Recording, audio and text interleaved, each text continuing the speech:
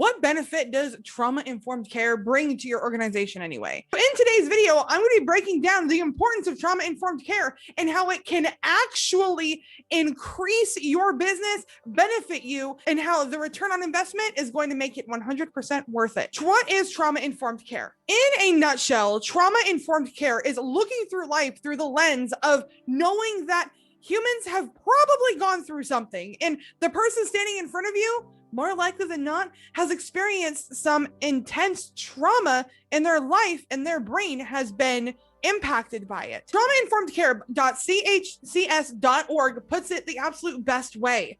Trauma-informed care takes it from what's wrong with you to what happened to you. Now, before I even continue with the rest of the information that I have here, I want to ask you a question.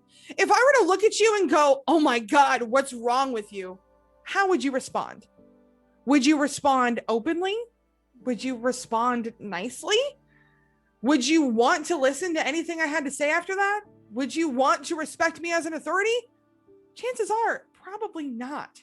But what if I looked at you and I said, oh my God, what happened to you? You would be a lot more apt to listen to what I had to say and even take me seriously, which is going to only increase your respect for me, especially if I am your leader. So before I even dive into the actual data, recognize here that when someone is willing to hold space for you and someone looks at you with a sense of understanding and compassion, you are already more apt to actually listen and do what they're wanting you to do. What's the point of this anyway? Well, knowing that the person sitting in front of you has probably experienced trauma, and keeping that at the front of your mind is going to change how you respond to their behaviors. According to Buffalo State University, trauma-informed care recognizes the presence of trauma symptoms and acknowledges the role that trauma may play in an individual's life. What does this mean? What someone has been through is going to impact every single area of their life. Yes, including their work life. If someone is going through something, if someone has not actively healed from trauma, or if someone has certain triggers, it's going to impact their ability to show up for you, and it's going to impact their ability to respond in an appropriate way to your form of direction or leadership. When you come at this from a what's wrong with you standpoint, you have a very authoritarian, do what I say because I said so type of mindset. And while some of us look at that and go, well, yeah, that's the way it's supposed to be, take a second and think about how that feels. How does it feel to be told what to do without the why or without any of your input? How does it feel to be told what to do by someone who is not in the trenches with you doing the exact same thing? Now, this is not in all cases, but a lot of the time, especially in the corporate world, we see a lot of people who are higher up making demands of the people who are a little bit lower in the hierarchy, but the demands don't make sense with what it actually takes to get the job done. Why? Because there's not enough empathy there. There's not understanding. This is why shows like Undercover Boss are so popular, because a boss actually goes down to the ground level and puts in the work, and this gives them a better understanding of how their company runs. The idea of trauma-informed care and trauma-informed communication does this exact same thing. When you can have the empathy and you can have the care to tie it together and look at someone and go, okay, you know what? Maybe you may know a better way to do this, or heck, I may know the right way to do this, but I'm going to listen to what you have to say. It changes the entire dynamic of the conversation. We get stuck in thinking that if we are not authoritarian and we aren't dictatorship, that everything is going to just completely fall apart. But that's not true. Why? Because humans are individuals, and individuals want to be taken seriously. They want to be respected. You have a human need to want to be respected as a leader. They have a human need of wanting to be respected as your employee. Not only as your employee, not only as someone who clocks in and clocks out and takes a paycheck, but as a human freaking being. Looking at life through a trauma-informed lens, looking at your business, at your work, at your organization, at your church with a trauma-informed lens is going to give you the ability to see things that you may not have recognized before. Now, all right, Karleigh, this all sounds all fine and good, but how does this actually benefit me? When people know you care, people are going to care about you. That's the short version. But there is also a really important part of trauma-informed care and trauma-informed communication that desperately needs to be talked about. And that is the idea that a trauma-informed care actively works to not re-traumatize a human being. What on earth does that mean? Basically, what happens, a person can be traumatized over and over and over again by the same quote unquote trauma. We see this the most in war veterans that come home with PTSD. They come home from Lord knows how many things that they saw, and then they get home, they get settled, and then maybe a firework goes off. And instantly they're transported back into the war zone. And in their mind, they're experiencing the fallout. They're experiencing the shots being fired. They're experiencing their comrade falling. And the scary thing is that the brain does not always know the difference, especially when it comes to trauma, between actively being in a situation and remembering the situation. So when someone has a PTSD flashback, their brain thinks they're there. So this reopens that wound and rips it open even worse, re-traumatizing the person. This can also happen when it comes to survivors of abusive relationships. There are so many little nuances and things that happen within an abusive relationship that a lot of things can trigger a memory, can trigger something and re-traumatize someone super easily. Now, I am not saying it is your personal job to walk on bubble wrap for the rest of your life, but it's recognizing and being aware of how certain things can affect certain people. If someone has been in an abusive relationship and you are the type of boss that screams and yells, that ain't gonna go over well for the victim. Why? Because that is something that they are triggered to have a response to. Do you really think they're going to be able to focus and do their best work when their brain is preoccupied having a flashback of the abusive relationship that they were in? Looking at our business through a trauma-informed lens is going to give us the ability to connect with our employees, to connect with the humans that look up to us for leadership, to connect to even the people above us, below us, wherever they land in the hierarchy. It gives us the ability to go, you know what? They are human. And I am human. And if I want that respect, I should be giving that same respect to them. Now, there is a lot of resistance on this. Think about when it comes to parenting. There are a lot of parents that say, well, when I was a kid, I was raised like this and there's nothing wrong with me. And yet they never talk to their parents. They are filled with regret. The parents pass away and they have absolutely no connection to them. And all they have are memories of what they wish would have happened. This exact same thing happens within a corporation, within a business, any type of organization.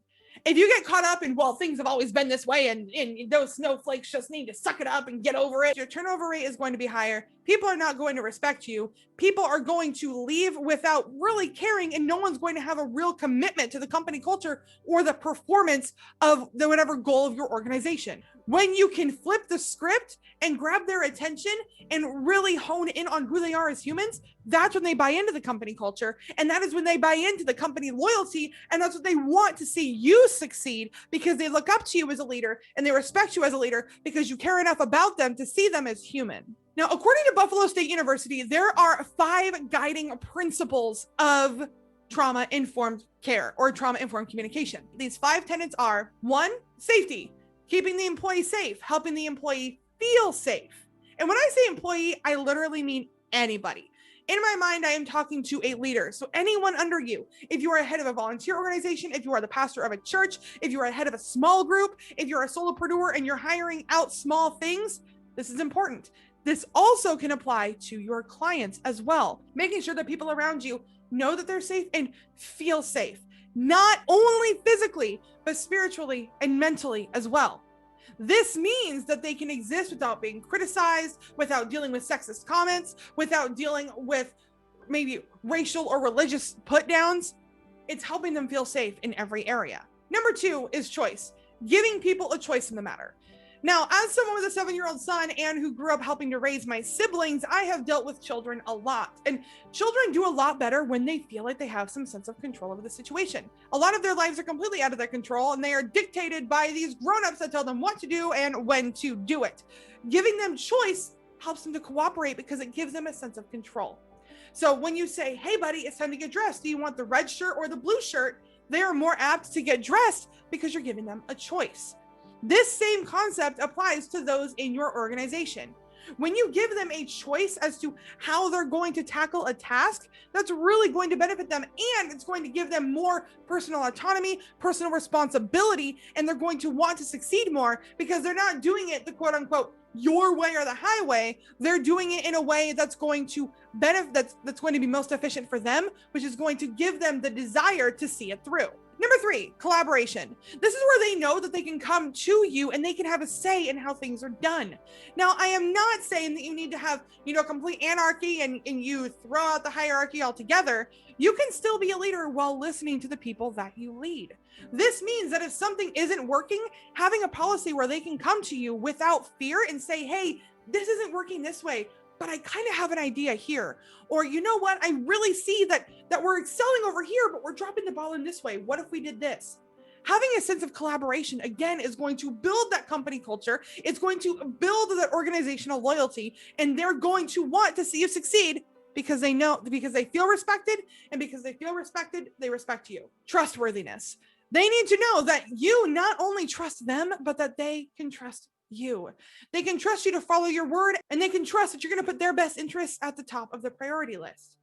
Now, again, what a lot of people like to hear is that the humans are more important than the company and the profits. And yes, that is very true. As expendable as we have begun to see humans, especially as technology expands, we can get stuck in this rut of forgetting that humans are, in fact, humans. And because of that, they lose trust in you, you lose trust in them, and it begins to fall apart from the bottom, from the ground up. And this is the way it's run in a lot of fast food companies. People are treated as expendables. They're constantly pulling people in and out. People are constantly hired and fired and quit. Why? Because there's no real connection to anything in the franchise. There's no incentive for them to do well. They're miserable being there. You're miserable being there, and nothing is changing. Now, does this mean that you need to just slap a smile on your face and be Pollyanna? Absolutely not. But what it means is they need to know that they can trust you and that they're not going to be put in a sticky situation due to lack of leadership. And the last one is empowerment. Just like we've been talking about for all of these, they want to feel empowered to make their own decisions in their lives according to the task. Just like how I mentioned earlier, that they want to have a choice in how they take care of a task, or maybe even what job they do within a specific project. It's going to empower them to want to do well. When you stop micromanaging and you begin to allow someone to truly be themselves and step out in a way and show their true skill set, that's when you see major growth and change. This is a major tenet of trauma-informed care. Why? Because someone is not going to heal from something until they are ready. And if they are so stressed out about work that they can't even show up, that's only going to make any remnants of that trauma flare up even more. Because if the brain is constantly in that fight, flight, freeze, fawn, stress cycle, they're not going to be able to do their best work. When they feel empowered, they're going to be able to move forward and gradually heal that trauma over time, which only means that you're going to have an employee that has even more loyalty to you because they've seen you show up for them and they want to be there for you. So what's the point of all of this anyway? Like I mentioned, within each of those tenets, this is overall going to generate a much stronger company culture. With a stronger company culture that has organizational loyalty to it, whether it's a company, organization, church, whatever, when you have that loyalty, everybody wants to see it rise. A rising tide raises all ships. I'm pretty sure I butchered that quote, but you know what I mean. When they feel better, when they feel seen, when they feel heard, when they feel like they matter to you, they're going to want to step up in ways that you maybe haven't seen before. Now, if you are currently a company or an organization that has been the complete opposite of this, it's going to take time to build up that trust, to build up that sense of camaraderie. But even if you have a high turnover rate right now because you don't have that strong company culture, as people come in, you can begin to work it into the new hire process. You can work it into the onboarding process to where they know that they are seen, felt, heard, empowered to make these choices. And it's going to take time and it's going to take patience. So is it really worth it? Well, one, you have to ask yourself, is it worth it to have such a high turnover rate?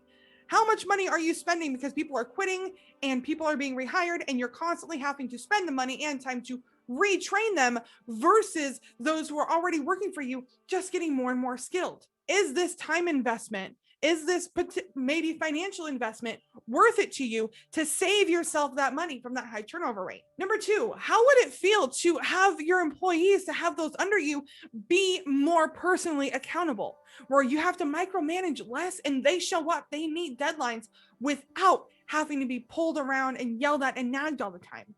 This is going to happen naturally, again, because they want to see you rise. They want to feel like they are a part of something that's doing something wonderful. When you create that strong culture, when you look at life, when you look at business through that trauma-informed lens, that is the power that it gives you.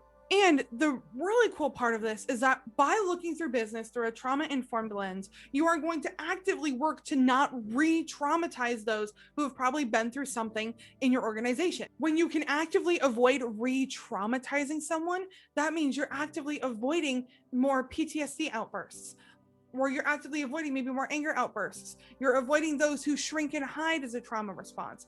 As you avoid actively re-traumatizing people, they're going to feel more safe and they're going to want to show up for you. This is going to save you time. It's going to save you money because there's not going to be as many sick days, as many mental health days, because they know that they feel taken care of. And according to NCIB.NIH, is that organizations need to reinforce the importance of staff autonomy, choice, and sense of control. Looking through life through a trauma-informed lens recognizes that people need to step forward and they need to have the ability to choose. Being told what to do doesn't feel good by anybody, but especially not by someone who has been through something that may be more excruciating than you can imagine.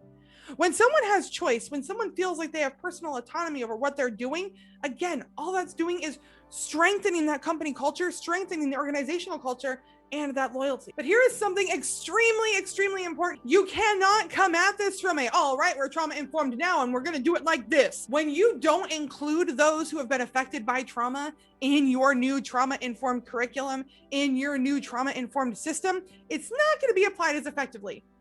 Why? Because you're taking away the choice and autonomy. So this may mean that you need to have a company meeting, or maybe just a leaders meeting, and tell them what you're needing to do and tell them how you want to implement it and figure out how to get feedback from those that are going to be actively participating through this new trauma-informed lens. Is this going to take time? Yes. Is it going to take a financial investment? Yes. But will the ROI be worth it? Absolutely. And even outside from the fact that yes, it's going to affect your bottom line, and yes, this is going to truly benefit you, you're also going to be permanently impacting the lives of those who are coming under you. When you work with these people, even if someone leaves, they're going to have great things to say. Even if the job wasn't for them, they're going to be able to approach it with, you know what? That wasn't the job for me, but my boss, that I never felt more seen. I never felt like I mattered more. I loved the way that I was so involved. And the reality is that so many people are dealing with trauma and they might not even realize it. And so they are having triggers and trauma reactions that they can't even place, and they don't understand why they're doing things, which is only adding to the stress and making things worse. When you can create a company culture that looks through life through a trauma-informed lens, you are giving them the freedom to heal, and they may not even realize it. Because this is going to now take the stress off of them, and it's going to make their life so much easier.